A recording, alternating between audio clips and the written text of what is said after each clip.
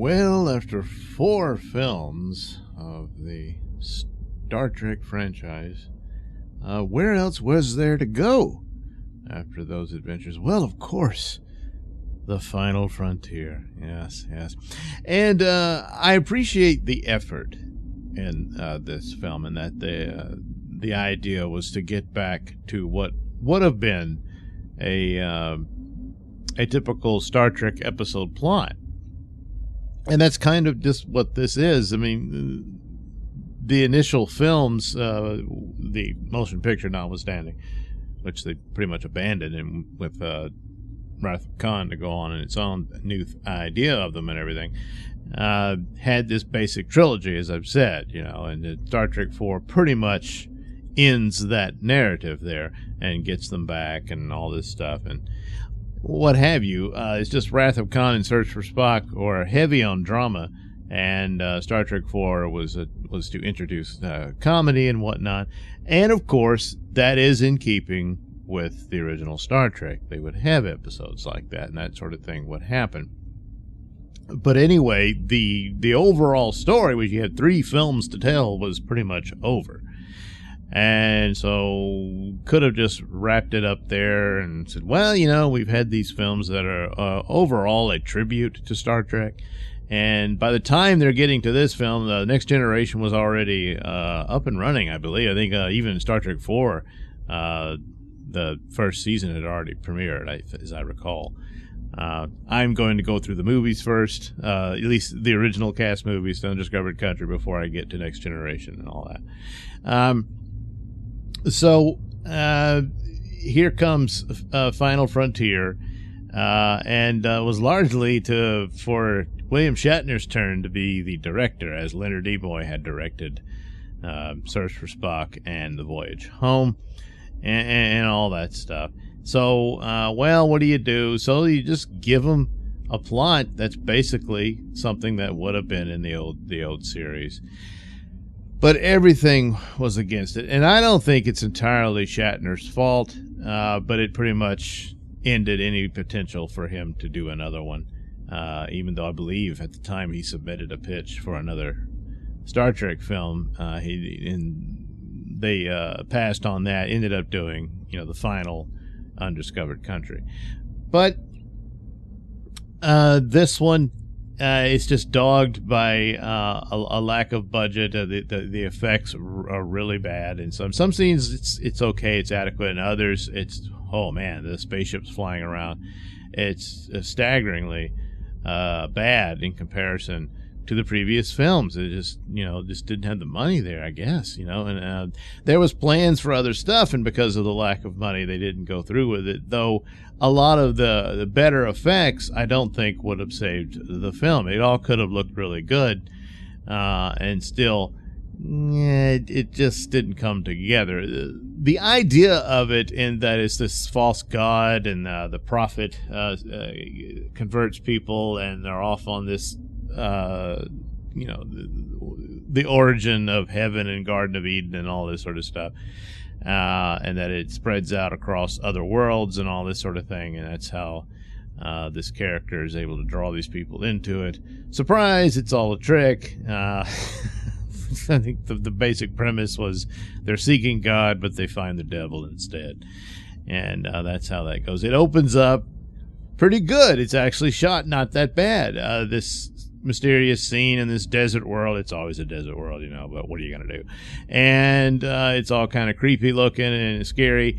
And but that's how we're introduced to Cybot, which was the first of these efforts to sort of rewrite Spock's history about introducing a brother that was never mentioned before. However, it is, of course, in keeping that the Vulcans are, very private and don't talk about these things and all that.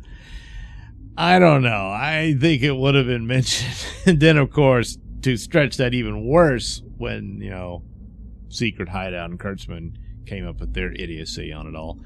But I think it could have worked just as well as had this been a school friend of Spock's, and that actually Spock's example kind of won this guy over into thinking, you know what?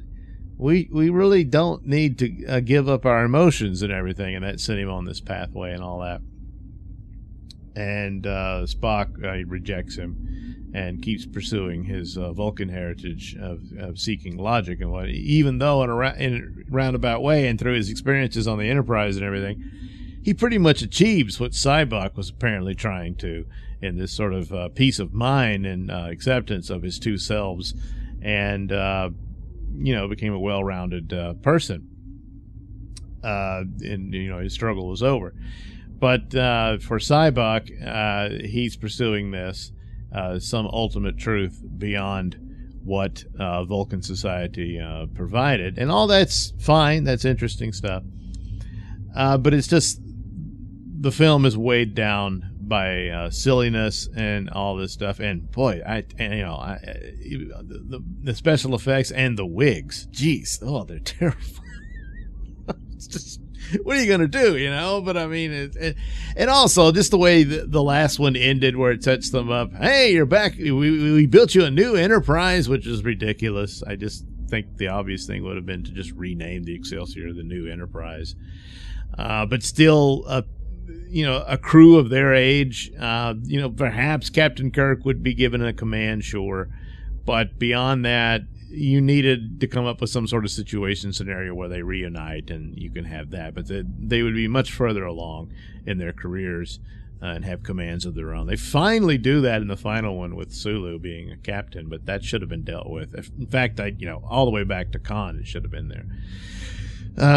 But okay, they go with that, but it's just too much of silliness and trying to make them funny, and it kind of falls flat. And then things that don't make a whole lot of sense. This whole Sybok and his crew, there's these ambassadors, I guess, meeting on this planet, which is called the planet of Nimbus 3, the planet of galactic peace, and it's just this dump somewhere. I think it actually says within the neutral zone, but I guess it's agreed upon that the three sides can meet there. And these pretty depressed and forgotten ambassadors are sent there, and they know their mission is futile, and they just go there going through the motions, and they do. But they end up getting captured by Sybok and his crew because Sybok wants a starship. So the first one, first come, first serve, hoping either a Romulan or a Klingon or a Federation ship shows up. Well, it's a Federation ship, the Enterprise. Of course, the Enterprise, they get sent off there, even though the new Enterprise just isn't ready to come out of the dry dock yet, because nothing works, the doors don't work right, the transporter's messed up again, and all this stuff. But the Admiral's like, yeah, it's got to be you, Kirk. That doesn't make any sense. I mean, there's other ships. It just, hey, we got some ambassadors been captured by terrorists, so we'll send this ship that's barely working with an really over-the-hill crew. so off they go. So, okay, we're going to do this rescue mission, and Kirk has got his crack team that he's going to go down with, in his 60s. I mean, that again is another one. Now, this goes all the way back throughout the series about the captain would join the away teams on these action adventures and stuff. Not always, especially not taking his entire command staff with him, which what he does, So, but, they always do that. But in this case, could have been, orchestrating things and plotting it out and staying in contact with his crew that he sends in, and that sort of thing would have made sense. But no, they don't do that. He goes in himself. And we need a distraction, so we get Uhura to do a striptease fan dance. So and of course the idiots, which I guess you have to rule it in that they were all sunbaked from the desert world, and they fell for that obvious diversion, and so there you go. And they tried to do their own cantina scene inside there, but it's pretty bad. Although they did have the billiard tables, pool tables as they're referred to. Of course, they're actually pools. With the balls floating in it. I'm not quite sure how the game would work, but anyway, I mean, how do you sink them, well, I mean, yeah, they were floating in there, so I don't guess they're as heavy as the actual. But anyway, and then there's a three-breasted cat lady not a three-breasted woman with cats. She is actually a cat, half woman, half cat, and gets in a fight with Kirk because Kirk has a lot of encounters with pussy, and then throws her into the water, which most cats don't like water that much, except the big cats do. Yeah. So, and then Cybuck catches him. Well, the whole thing about Cybuck is that he looks inside and discovers your deepest pain, brings it forth, and forces you to confront it, and it lifts the guilt off of your shoulders. Well, it's blatantly obvious, especially when they realize, oh, he's a Vulcan. Oh, well, he's using his mind meld abilities to do this. That's really all it is. Yet people keep falling for it. He converts the crew. Only Spock and McCoy and Kirk are on the run, trying to stop him from taking over the ship. And then there's Spock almost has a chance to kill Cybuck, but he doesn't, and then that's when he reveals, well, he's my brother, and Kirk's like, what? And so there's that. They make that confrontation. The only attempt at serious drama is, there's others, but they have this confrontation with Cybuck where he uses his mind meld mojo on them, and the most compelling scene is actually for Dr. McCoy. We find out that he had basically killed his father because his father was dying and terminally ill, and he performs euthanasia on him, only to have discovered the cure for the ailment for his father not long after that. And of course this has been weighing on him all his life. The other one is, Daddy never really accepted Spock as his own, so Spock's always felt bad about it.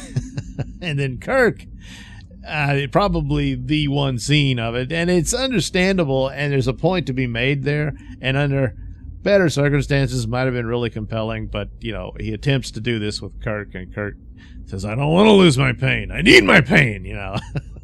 And there's something to that if you keep this within the overall narrative of the films. His son David had been killed, and it also goes why he's even more hateful towards the Klingons. And they do a better job resolving that in the next film, which is more in keeping with the style and tone of the initial films, but it's almost out of place, in here, but it's too bad. So they find the planet, of course. They go through the Great Barrier. Well, this is a different Great Barrier, apparently. I don't recall them mentioning there's a Great Barrier at the center of the galaxy. There's one around the galaxy in the Star Trek universe, anyway. And but here they go through another one that's blue. It's not the red one from the show. And they're like, oh, man, are you crazy? No one can go through the Great Barrier. They go right through it, no problem. And, there's a Klingon ship, of course. The Klingon apparently killed V'ger in there. Just another floating satellite. Because he's bored and, intercepts the message about the ambassadors being captured. So the Klingon ambassador says, hey, I've been captured. I need help. So they decide to go there, but only because they expect a Federation ship to be there, and because the Klingon captain wants the sport of fighting a Federation ship. When he finds out it's Kirk, he becomes overly obsessed with it. But it's just, looking back at it again, it does make sense that a Klingon vessel would show up. I don't know why the Romulans didn't, but the problem, well, they didn't have the model for it, too expensive. Yeah, that's probably why. Anyway, the problem is just that he's just sort of slapped on to be a watered down, lesser version of Commander Cruge from Star Trek 3, and it's played up for laughs and stuff. It just doesn't quite work out, and it's kind of silly. And so he follows them into the Great Barrier, even though it's dangerous, but he gets through fine. And so they go to the planet, and of course, God is there, but it's not really God. It's just some alien that we never find out what the alien was doing there. He said he was trapped there, imprisoned on the planet, and he needed a ship to escape. Of course, Kirk, why does God need a ship? Oh man, why didn't we think of that? And but his big power is lightning eyes that he shoots at them with. stuff like that. Meanwhile, the interesting thing about Cybok is that he had this mullet through the whole movie, and then before he went to go meet God, he got a haircut, I guess. He just doesn't have the mullet anymore. See? How did you miss that? So there's the battle. The God, they use photon torpedoes to kill him. All they do is kill Cybok. God's still chasing Kirk, and the Klingon ship shows up and seemingly saves him. And actually, they use the sight of Kirk standing before the Klingon ship twice, because it's obvious he's doing the lines of "Come on, you Klingon bastards! I'm the one you want," and all that stuff after the Klingon ship has killed God. Or at least, I don't know, put him back in the ground. Well, that's the same thing, I guess. And then Kirk's beamed aboard. He figures he's captured by the Klingons, but no, Spock saved him. They have a close moment, but Spock tells him not in front of the Klingons. That wouldn't be appropriate. And everything's fine, apparently, even though we have the follow-up movie where they get their hands on Kirk again, and they really want revenge on him. Of course, it's also because of he's been accused of a crime he didn't really commit and all that sort of stuff. But nevertheless, it's like, hey, they made amends and everything because the old ambassador stepped up and spoke on his behalf, and they were fine. You know. After that, Kirk, Spock, and McCoy go back to their vacation that they started the movie out with, camping and singing "Row, row, row your boat," merrily, merrily down the stream. Life is but a dream. Well, the whole movie is just a dream. It never happened. So, yeah. Yes, a lot of these aspects, I could easily see this be an episode of Star Trek. It probably wouldn't have been a good one, I don't know, but it's just, hey, we found God, but he's not. It's just, hey, do you think there is a God? Maybe he's right here, the human heart. So, okay. It's just, after they'd had that initial run, I think the ideas were pretty much done. And the follow-up movie is much better, and it is in keeping with the standard set by the Wrath of Khan and what have you. But it's also kind of, making the attachment to what Next Generation was establishing, and the peace with the Klingons and all that sort of stuff. So, this is a movie was probably unnecessary, but it is what it is, and it's I've always it had been a while since I've seen it. I always say, yeah, that was the worst one of the batch. It is for the original cast, but there's things in there that I liked and I was okay with. Yeah, but probably would have been better off not attempting it. Just jump right into Undiscovered Country. And Undiscovered Country is the kind of setup that would be believable that that this would be some ambassadorial diplomatic mission that Kirk is brought out of mothballs for or something like that. And instead of these people well beyond the age of where they would be in these rank of the crewmen that would be piloting a ship like the Enterprise and stuff like that at that point. But anyway, it was the cast. That's what you deal with. So yeah, that's about it for Final Frontier. It's just too bad. It's kind of a missed opportunity in some ways, but that's the way the cookie crumbles sometimes. Sure is. All right, up next will be the Undiscovered Country.